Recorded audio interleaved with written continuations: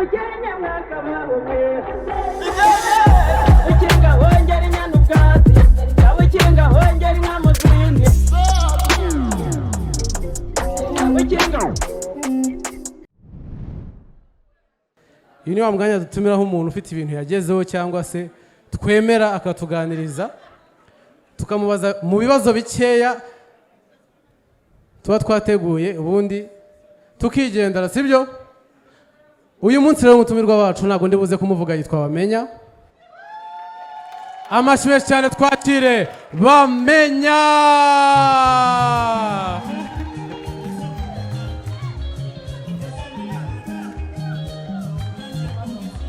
Bamenya, karibu.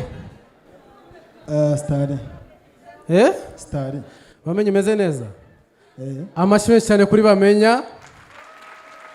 Ejo bundi yatwaye igihembo. Kira gihembo ni icya? Umukinnyi mwiza mu gihe cy'imyaka 10. Uri umuntu mwiza mu myaka 10 ishize? Kuri bamwe ariko. Ntago ari kuri bose. Hari n'abandi nabereye bamwe. Umukinnyi mwiza mu gihe cy'imyaka 10. Amashyi menshi cyane kuri Bamenya. Ni ibintu bitari byoroshye. Wakoresheje irihe banga? Biterwa n'ahantu uraguza. Ibanga nakoresheje n'umupfumu wanjye. Aho ndaguza. Aho uraguza? Ndaguza mu ijuru ngewe. Urasenga? Oh, haleluya. Amen. Wemera Yesu nk'umwami n'umukiza? Cyane. Reka reka. Kandi koko witwa Ramazani.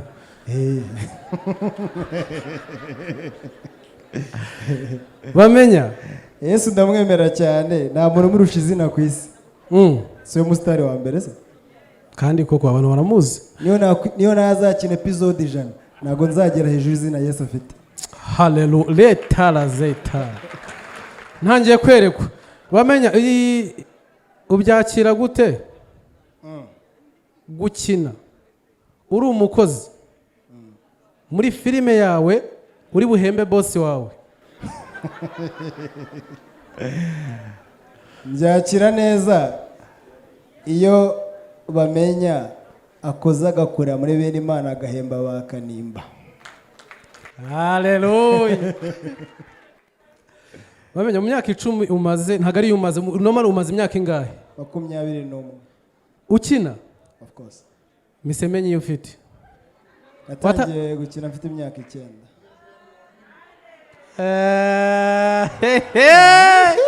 Icyo gihe kamera zavuye?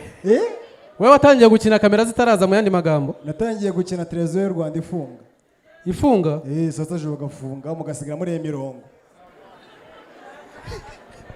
Na radio yarafungaga mugasigara mwumva isamira, yitaga insamiriza icyo gihe.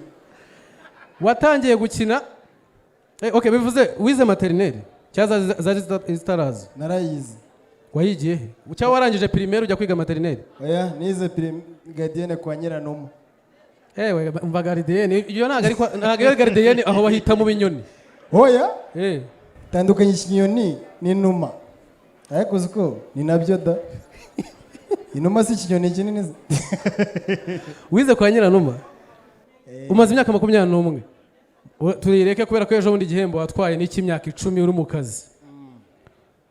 Ni cyo kintu cyakugoye kurusha ibindi muri iyo myaka? Ikintu cyangoye no gutwara umuntu bampaye ngo mugeze umugeza kandi buri munsi bamuhindura. Ubwo no kuvuga ngo no gutwara Bamenya ndi bene Imana. Nagera hanze umusirimu bakamwitiranya n'umukozi wo mu rugo. Bivuze ngo abantu babona bene Imana bakamubonamo Bamenya. Ntuweze ko nca kwishansiye nkanya kuba ngumva nk'umuyede maramamagara yamboneranye. Ugasanga ninge engineer w'iyo chansiye ntago aramenya ko bamuhaye icyo kira ko umunsi. Ngo dore cyabamenya. Akahamagara abandi bafundi. Ngo muze murebe cyabamenya sha. Bakata mwongorera ngo uriya niwe engineer w'iyinzu. Ngo Ramazanda gufana. Akata hindura. Bamenya ubona society ifata gute akazi ukora? Reka dukora kuko uri umunyarwenya buriya no gukina filime. Ntago yikina uri umudokiteri. Uri umunyarwenya.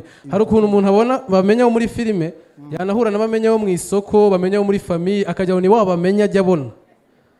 akakubwira ubusa rimwe na rimwe. Ibyo bintu utandukanya gute bamenya na bene Imana?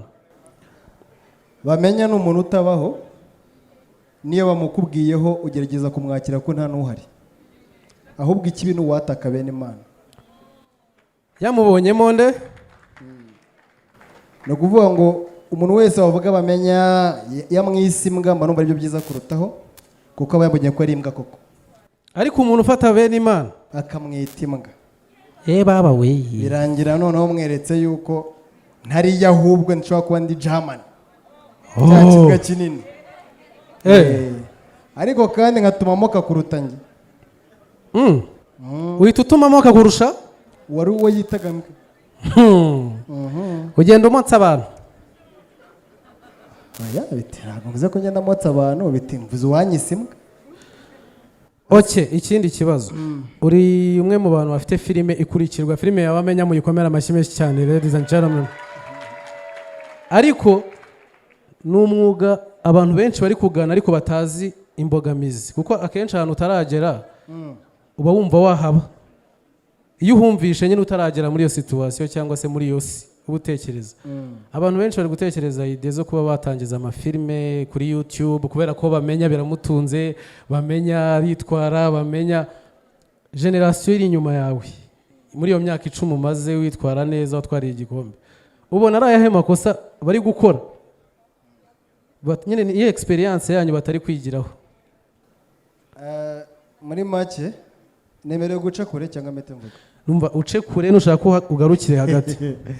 Ubundi abantu benshi batuye mu nzozi z'abandi. Buno wasanga kera narindi role model wawe n'ubundi ubu ukabasigaye numira ngo nicaye ukambaza.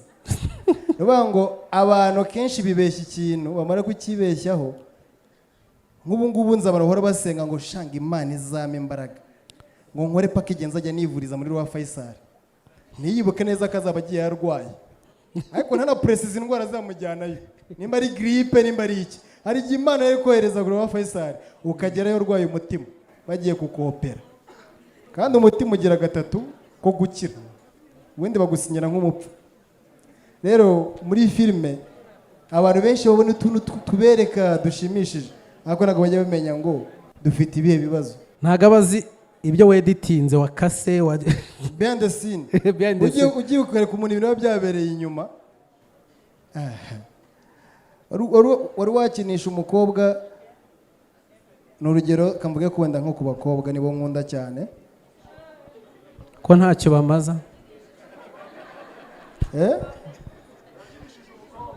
Oya, nkinisha abakobwa. Ni ukuvuga ngo twe dukinisha amarangamutima y'abantu. Wowe merci waje kuri tele ukaza nkagukinisha. Hari igihe ukinisha umukobwa kwa ngo aje gukina muri script yawe aseka yishimye ari romance, ariko ahura n'ibibazo bikomeye kuri uwo munsi, kugira ngo umwingiga ko gukinira bikakubana ikibazo. Ugasanga uwo mukobwa aje gukina umunsi ari mu kibada kandi yakirimo, bamutera inshinge kugira ngo ashobore kuba yaseka, ahubwo atajya mu bitaro by'iminsi 2 cyangwa 3 bitewe n'ukuntu yijyamo. Urumva? Noneho ukajya umwinginga ngo seka, kuvuga ngo ngiye kibada kiranyishe.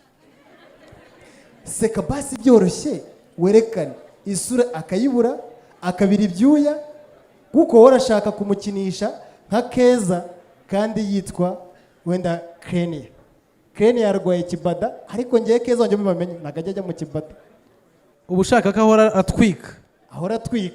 Nkirengagiza ko wa mukinyi wanjye hari igihe ajya hinduka kubera uwo mutwaye, akaza ukabona baguhinduriye, bampinduriye.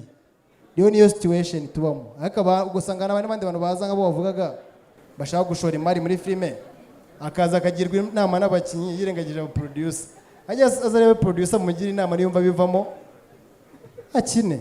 Umukinyi se ko bwa ibintu byose barari byiza igihe cyose. Ikindi se nshaka kwitu ukomozaho, abantu young generation turi gushaka, urabona umaze imyaka 21, ariko ndashaka ibintu ugezeho mu myaka 2 maze. Nihe nama wanjye nyine ndi kuvugira bato. Umaze imyaka 21 uri mu kazi, mbonye lifestyle yawe, mbonye ibintu wagezeho. Yewe mu myaka 2 maze cyangwa 1 ndashaka resultat nk'izawe. Nyandi usanga umuntu yacitse intege, niyihe nama wagira uwo muntu? azabanze amenye ko iyo umuntu amuteye inda agashaka kubyara ku mezi 2 inda bivuyemo Ntago aba akibyaye umwana. aba akibyaye umwana. Hakuze uko bamenya agira ubwenge we, ni ukumubona n'amakabutura. Hakuze uko urumva njye mbonye bamenya, ariko bene Imana ari seriye. aho rwose ubijwe na bene Imana. Hari ibibazo bisuzwa na bene Imana n'ibindi bisubizwa na bamenya. Ubona uruganda rwa filime mu Rwanda rugeze he? Ukurikije iyo myaka 21 umaze. Rugeze ahantu heza cyane. Kera twabaga turimo turatira ibikoresho, dutira amazu, dutira amamodoka, ariko ubu ngubu muri sinema bwacu tudatiye n'umuntu n'umwe dushobora gukina filime ikarinda irangira dukoresha ibintu byacu. Amashimwe cyane kuri sinema nyarwanda, ladies and gentlemen. Dukoresha amazu yacu, amamodoka yacu, ibikoresho byacu. Naho undi muntu wo hanze twigize dukenera. Nkatira ibyo kwa Clapton kwa bifite byose, nkatira ibyo kwa Papa Sava, nkatira ibyo kwa Kiramani, nkatira ibyo kwa Banyambo, nkatira no kwa Bahavu, nanjye nkitira. Twese uko nivuze ko nawe ukitira. Bene Imana amazana agatiza bamenya. Ubu ngubu bivuze ngo ibintu byagezweho. Hari umuntu wigeze utira inzu ntiwamwishyura?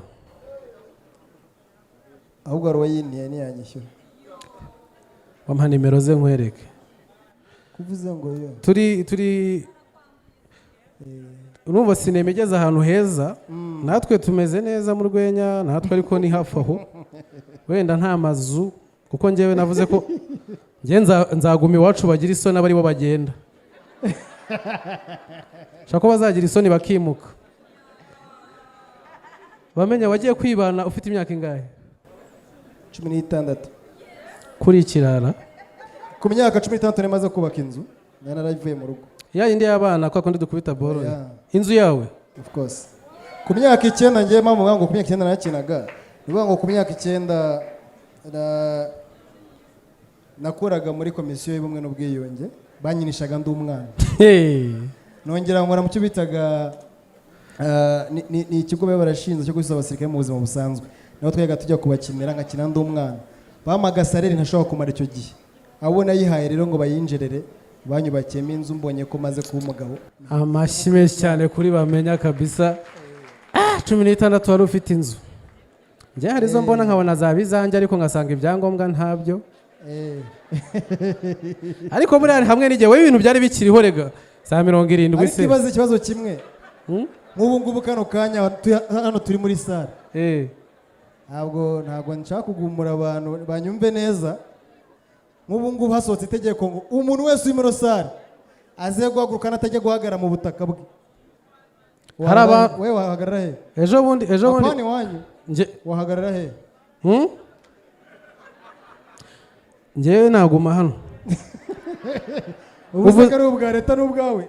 Nubango n'ubutaka bukwanditse ubuhagarare. None se nta kibazo, reka nanjye nkubaze. Twese tugize ibibanza byadukwira? Hoya. Bitaba gukwira se. Apana bira bya metero 2. Kibanza cyajyamo inzu. Ntabwo twe metero 2 biruzura Nyamirambo ni huzuye. Haruzuye Kibagabaga batabungi bakuba 2. Ubu dusiga dutinya gupfa. Ugupfa byaruriye. Byaruriye. Birahenze cyane. Bamenya turi kugana ku musozo, ariko hari ikibazo nshaka kukubaza nimba utajya uhura nacyo cyane. Wowe na Papa Sava mukunda kubaza igihe muzashakira abagore. Icyo kibazo uhura nacyo cyane. Ubona biterwa n'iki?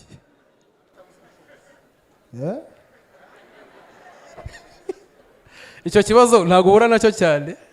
Njye na Papa Sava mukunda kubazwa. Nabaze murashaka umwe azarongora undi. Bazumwe muri twe kudufata. Okay, ntacyo wowe bamenya. Ukunda kubazwa. Ukunda gushyirwa mu majwi, bamenya yanze gushaka, bamenya byagenze gutya na gutya. Waranabyanze, menya hari abaguhaye umugeni wenda ukinanirwa. Icyo kibazo uhura nacyo cyane. Ubyakira gute? Nose mu buzima busanzwe hari ijambo bita gushaka. Hari ufasha umuntu gushaka. Ko umuntu ashaka ku giti cye. Ubu ibintu byose wowe mu buzima bwawe ubishaka ko ari wowe ubishaka, ubushake ba muri wowe. Ntabwo nzashaka kubera wowe ko nshaka. ni njyewe ugomba gushaka ku giti cyanjye. Nta pressure. Nta pressure. Kandi imyaka ni iki? Imibare. Ese ubona nshaje? Kareka. Umwana. Ariko ikibazo ni kimwe ngira mu buzima. Umwana umaze imyaka 21 muri sinema. Cyo umwana wowe wakwibona. Nose imyaka 21 maze ndimo ndashaka amafaranga. Nkaba ndimo ndayabyimba.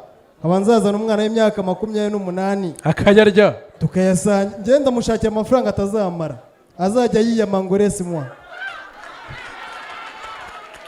Ubu nguyu cyo ndimo ndateganya ndimo ndashaka amafaranga wandi ngo umukobwa yandiye amafaranga ndashaka amafaranga umukobwa azanirwe kwirira amafaranga. Ayo mafaranga muri sinema arimo? Okay, reka mpite nkubaza ikibazo tugende. Uve muri sinema hose simba mari. Njyewe nize civil engineering ndi umu-engineer. Ucuruza imyenda, ucuruza brand yanjye. Brand yawe y'urukwavu. Thank you so much. Baye trademark mu minsi iri imbere baragowe. Amashyibe cyane kuri bamenya. Uri umukinnyi wa filime, uri umukozi muri izo filime, uhemba ababosi b'izo filime. Ndi umucuruzi. Uri umupfu?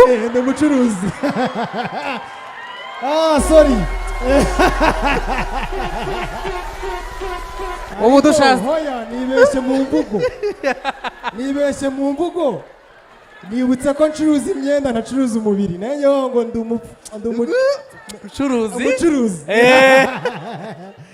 Ariko mujye mwego ko twaremanywe igishoro. Hari waremanywe igishoro cy'ukuguru. Hari waremanywe igishoro cy'ubwonko uri muri ofisi. Hari waremanywe igishoro cy'akaboko uri muri biyaruka niba. Hari waremanye igishoro cyo kugara ku mubyimba ari muri Benasone cyangwa aje gukaraga hangaha. Hari uko ugenda umanuka ku mubiri wawe. Hari aho ugenda ugera Imana kushyira igishoro. Hari abantu batagifite. Nta umuntu utagigira. Inde.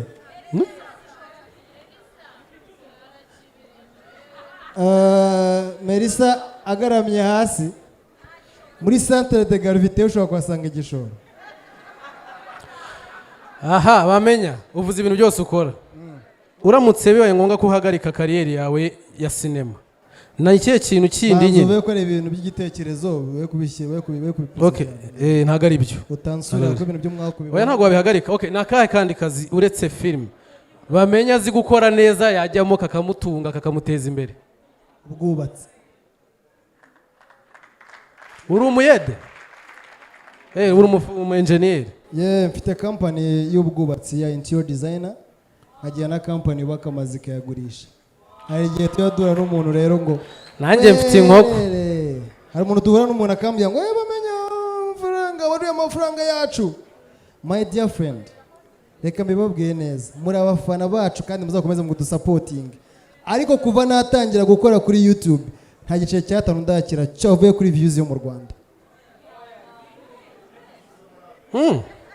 Kandi koko aho ngaho ndabyumva. Ariko mara umuntu akaniga mu mafaranga yanjye nkibaza amafaranga ajyanye ku mwagenti akavunjamo amayinite agera kuri bamenya gute. Babwire rata. Ahubwo ngewe icyo mba nshaka wowe uze umfane ahamagaye na bene abo bamfane ashishikariza na nyirakuru kumfana. Urumva umuryango ugufane kugira ngo nindamuka ngiye kwamamaza uruganda rwenga ikinyobwa gisembuye nka NBG ndwereka abafana banjye bandi inyuma. Kano kanya mwiha amashyi menshi cyane. Amashyi menshi cyane ku bafana babamenya. Mwebwe muri abafana mudusapotinga kujya ku murongo wacu twangiza tugatorwa. Okay. Ubu ngubu ngiye ndata mwebwe simbabeshye. Baranuzabana nasinye kontra cyangwa nabonye igikombe mba narase mwebwe. Mitavuga ngo subareba se. Amashyi menshi cyane ku bafana babamenya mwiha amashyi. Bamenya tugana ku musozo.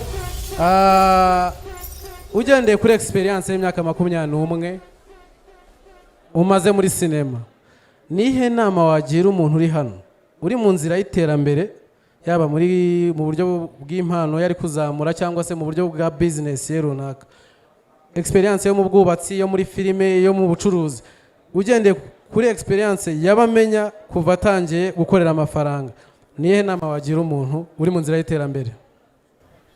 Ndamugira inama nyinshi cyane. Ariko inama ya mbere niyo kwizera Imana. Ngiye nizerera mu Mana cyane nk'idolari.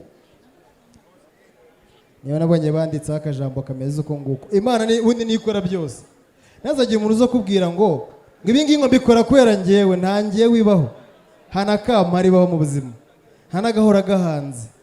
Ngende hano ndi bamenya nakiriye kuri no stage, ariko nyuma y'imyaka 20 cyangwa imyaka 5 hari igihe nzaba ntakiri, mutashobora no kuntumira ninjira hari abakambuza kwinjira, wenda izina ryaragiye. Niyo mpamvu mu buzima bwanjye mpantegura ikintu kizatuma untinya ntakiri bamenya. umuntu akureba gutinya, Oya uvuge ngo uyu nguyu ubuzima arabaye mari bamenye buri hejuru cyane cyane atakiri bamenye. Urumva nicyo kintu umuntu agomba kugira. Nuvuga ngo inama ya mbere ni ukwizerera muri wowe, ariko ntiwigire umuntu wahatara. Kuko ahantu hose aho wicaye nk'uko uzi ko kuva waza muri Genesis usibye Melissa nawe nabonye ucira mu ntebe imwe, ariko ahantu hose wicaye uzumva ukuntu uhindura imyanya buri munsi, urahindura. Aho wicaye hakwicara n'undi, aho uri hajya n'undi.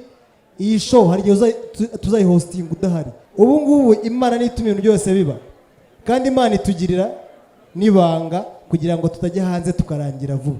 Mwereka manze ngo experience y'ikintu kimwe.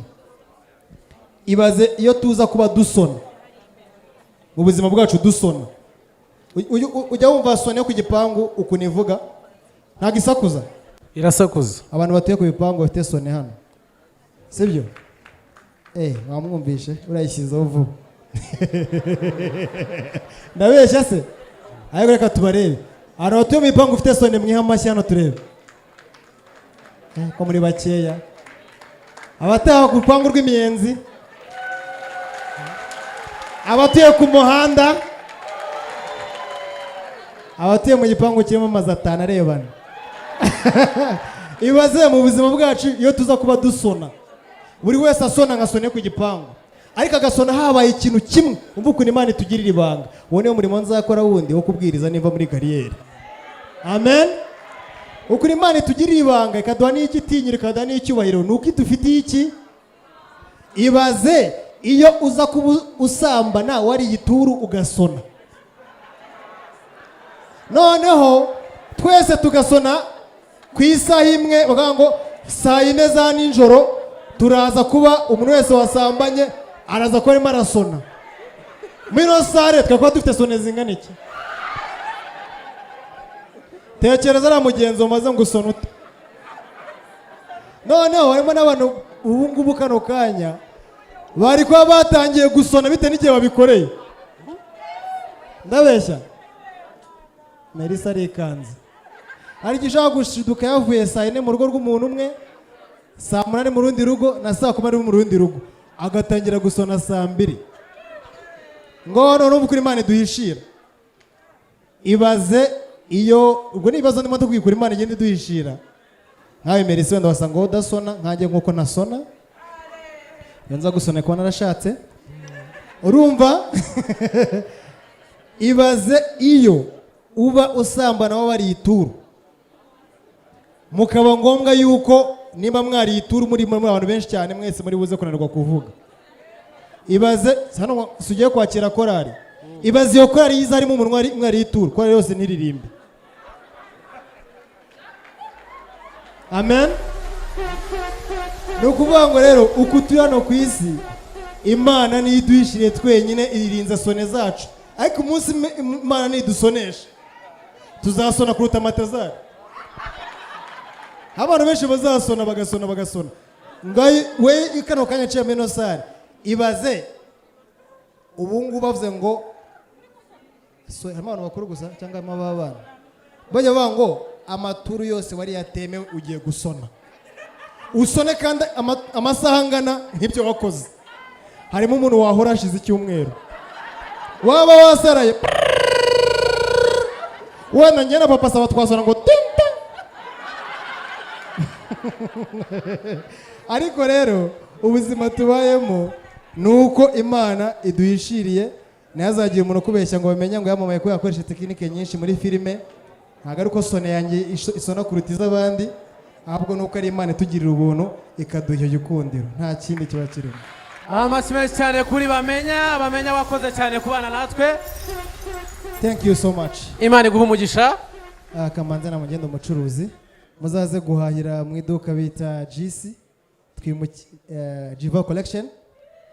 Twimukiye muri Silverback hafi ya Simba, iduka rifite metero zigeze muri 50.